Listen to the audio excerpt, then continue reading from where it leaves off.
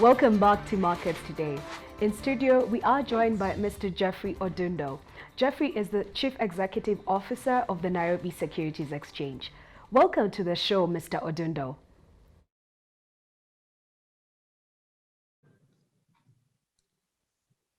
Fantastic. Can you hear me? Yes, I can. Oh, sorry. That's great to hear. So we are in the midst of the COVID pandemic and we have seen volatility in the global financial markets, a bit of volatility on the Nairobi Securities Exchange, but for some odd reason, the stock prices are still more or less stable, with even some like Safaricom on an upward trajectory. Perhaps you can give us your view in terms of investor sentiments in as far as the Nairobi Securities Exchange is concerned. Thank you very much. So this the emergence of the COVID crisis has really created a very sort of a interesting scene for the capital markets in general, globally, and particularly also to the African market. Um, so we had actually projected a fairly strong year this year, and this pandemic has then presented us with a different dynamic that we now have to deal with. So from what we had anticipated, where we fairly would have seen this being a high season for us, where all key sectors are reporting and trading volumes would then be higher, we have seen fairly stable volumes, even in spite of the fact that this pandemic has presented itself. What would have been expected is a heavy decline in volumes because of sort of caution to trading and people sort of trying to see what are the other factors that will affect economies, and also this anticipation of a huge recession in most economies. We would have expected to see lower volumes, but unlike that, in March we saw quite some good turnovers, and even in April we sort of trading ahead of target. So from a volume perspective, I think people have seen opportunity and they are more or less taking positions based on that. From a price erosion perspective, there has been heavy erosion in most of our key counters, especially the large caps, and largely because most of the key investors have sort of revised their view about our African markets. And so these volumes that you see now are not necessarily foreign. We've seen a lot of local participation, and that's what's supporting the volume per se. So what we're seeing is more of a mixed sort of performance, very depression on prices, but sort of fairly stable volumes on the volume side. Thank you very much for that overview, Mr. Odundo. Now, when we're talking about volumes, you have indicated that the locals are the ones who are really supporting the market. But typically, the Nairobi Securities Exchange is about 70% foreign traded. Are you concerned that we could continue to see a foreign sell-off? And in other words, are the volumes we are seeing today an indication of what we should expect, at least in the medium term? More or less, sort of very sort of satisfied with what's going on at the moment. We've been heavily dominated by foreign investors for a long time, who constitute almost 70% of the rightly put it. Our challenge has been, how do we get local participation, especially in the institutional and retail? Now, for a market to be stable, you need to have a diverse pool of funds. So you need to have a good foreign exposure, you need to have a strong local institutional fund exposure, and a retail exposure. Now, our local side has been extremely weak for a number of years, and so it's been a big concern for us on how do we trigger that. What we're seeing now is the locals coming in, because what's making them come in? One, the valuations of the current counters are extremely low. I mean, multiples of below 8. If you look at that, and book values way below the average. Secondly, the yields on some of the dividend yields compare very favorably to the fixed income yields. I mean, we've got counters today that are paying dividend yields of 10%, which compares even better than the T-bill. And so that is what our local institutional investors are premising their decisions. And so that is a very, very good factor for us. So when we see the volume of trade at 50-50 between local and foreign, that presents then a more stable market. We also want to continue having foreign inflow because we believe that Kenya is an attractive opportunity. If you look at the macros of the country, they're very attractive.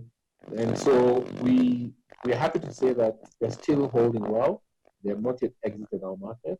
In fact, among African markets, we do expect to see our East Africa region and Kenya in particular getting more of the frontier market flow that comes to Africa through our markets, and largely because of our strong macro.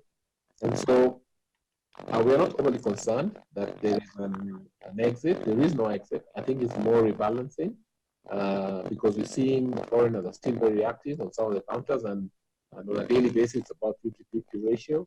And what's more exciting for us is that the local retail and local institutionals are now looking at the market again. And that for me is a very, very positive development.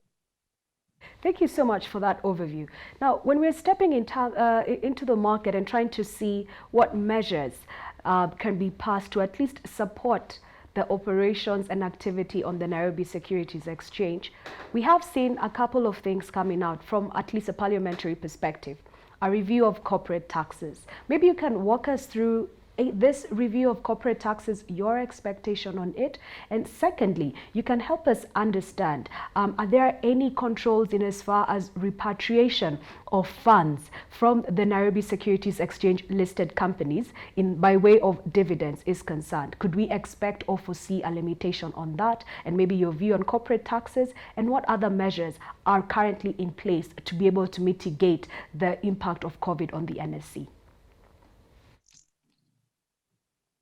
So we are we want to applaud the government for the measures they're currently putting in place to reduce the impact of the COVID-19, first to the Kenyan population, the health sector, and the general economy.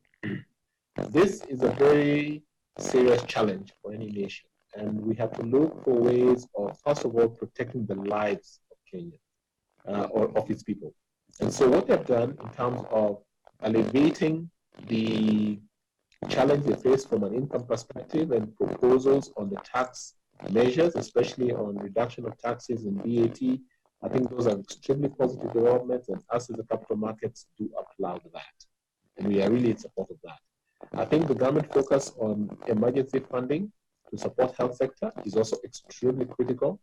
Because without people, there's nothing. There's no nation. There's no capital markets. So we must protect the lives of Kenya. And so these measures, we see them as a positive development.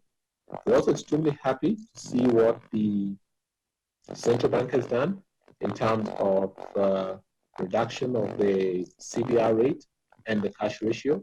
Because what we need as stimulus is for this economy, more credit coming to especially the small businesses, and availability of funds, especially during this time.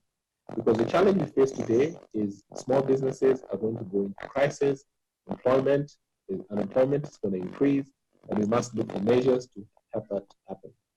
Having said that, we have also certain concerns in the tax bill as a capital market, because there's certain measures that have been proposed in that bill that do impact on us directly.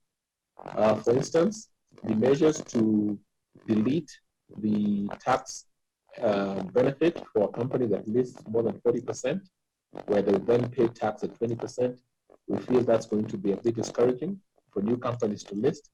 There are measures to bring VAT on brokerage services. Again, that's going to increase the cost of trading for investors. And so we believe that the measures to impose tax or remove the tax exemption on infrastructure bonds and green bonds, which again we believe is going to impact on the capital markets. So our appeal, especially to the legislators and national treasury at this time, is that we are cognizant that there's need for us to rebalance the budget, but I think we are going to be impacting again more negatively on the capital markets just when we are gaining traction and attracting flow of capital to our markets. So I think those are things that we need to address. But otherwise, we are very responsive. In fact, us as capital markets, we're playing our role in terms of coming to support this particular pandemic. We have put in measures to ensure that operational we operate in ways that will respect government measures, especially in social distancing and through automation. And in fact, we put in place for infrastructures that can enable our brokers to trade virtually. That's been very helpful. We've also, as capital markets, brought measures to support companies, listed companies, who currently are faced with the challenge of holding AGMs and publishing of their accounts. Where now you don't have to actually publish in printed daily, you can actually do this as well on the website. And we've also allowed payment of dividends well ahead of the AGM.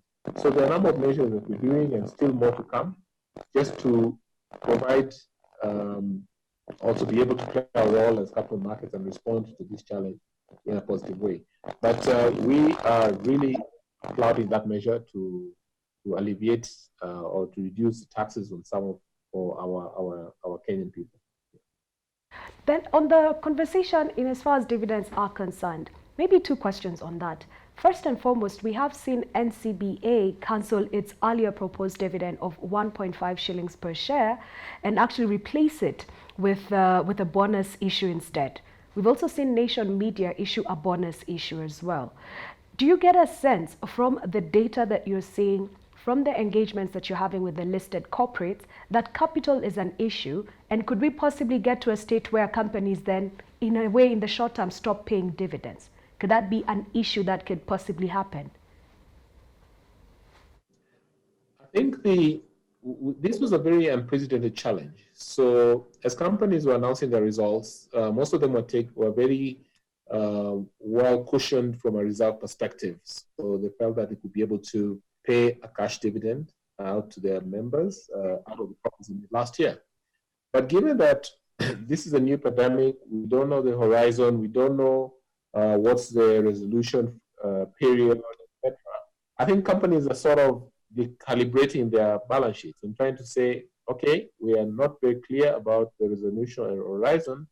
Could we reserve the cash and instead pay a stock dividend? And it works well. I think it's actually sort of a fair way of sort of trying to keep the business to operate well and yet to cushion your cash or your cash position, while at the same time you're basically issuing a stock dividend which can be cashed in the market. And so I think, given that this was a very surprise development, most companies are sort of relooking again and saying, okay, now in the short term, I need to change my strategy. This is what the board will need to rechange. So I don't think it's more of companies facing a financial stress.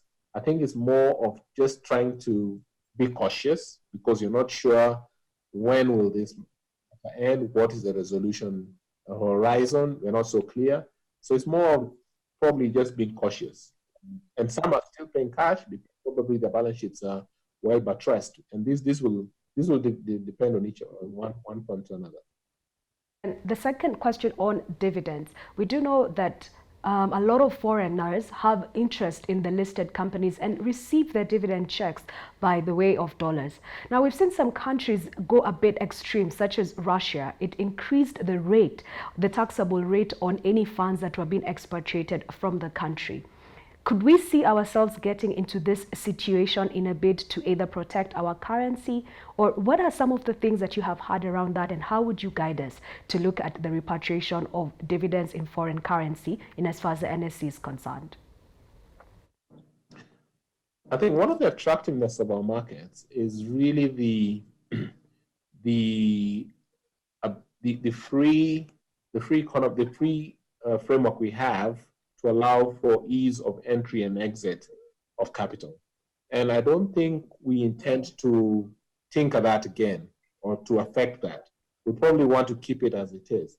Because what will attract investors to your market is to have those incentives that allow free entry and exit of capital. You don't have exchange restrictions. You don't have tax on repatriations. And so I think we shouldn't as a market be considering that. And I don't think that's the direction we want to take. There is still a huge amount of capital looking to come into markets like ours. And so we just have to continue provide more incentives and more attractive opportunities. I think this is a new normal. So we should not take adverse short-term measures, all right, to sort of protect a short-term position. Yet this could be a long haul. Why don't we continue providing those incentives, but just increase the capital flow, or provide new products that can attract even more capital in? Because this is the new normal. It's going to be there for a long haul. So we've got to just have more incentives to attract this kind of money. My final question, we have discussed what is happening to the NSE during COVID. How do you see the NSE post-COVID? Do you see a situation where corporate fundamentals are impacted negatively? Do you see a situation where corporate earnings remain as is? And really, should investors be putting money now? Should they wait a bit? Could there be a correction?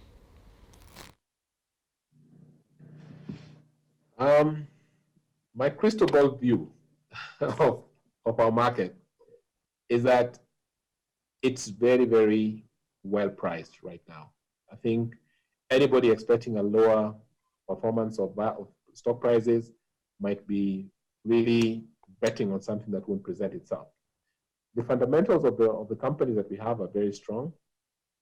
It's no, the truth of the matter is that there's definitely going to be a slump, an economic slump, and hence sectors will be affected. And quite clearly, you have seen that. Tourism, for instance, is going to be impacted on greatly. Those that have a direct international correlation are going to be impacted on directly. But I think there's going to be a bit more stability on some sectors, especially if some of the measures put in place are able to cushion those. And so I would say that it's now a good time to do selective buying.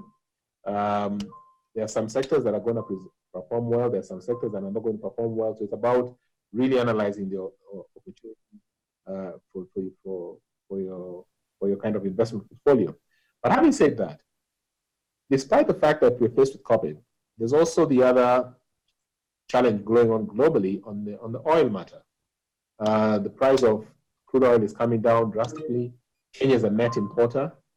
Kenya is actually an importer, and hence those low-cost benefits, I believe, will be passed through, especially to our industry, and again, that should reduce the production costs, and hence continue enabling us to perform, our sectors to perform better.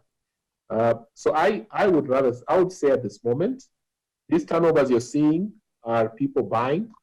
They're seeing opportunity, and there's definitely a case to buy into the Kenyan market, because our macro fundamentals are positive. Our currency inflation levels are still within target range. Our currency has sort of repriced based on what's going on, not necessarily what's going on in the country, but global issues. So this is really a good time to consider taking a position in the market. Thank you very much, Mr. Odundo, for that overview of what's happening in the market. We really appreciate your time, and we hope we can have you again in studio to discuss the counters once all of this is over. Good afternoon. Thank you. Thank you so much, Jeff.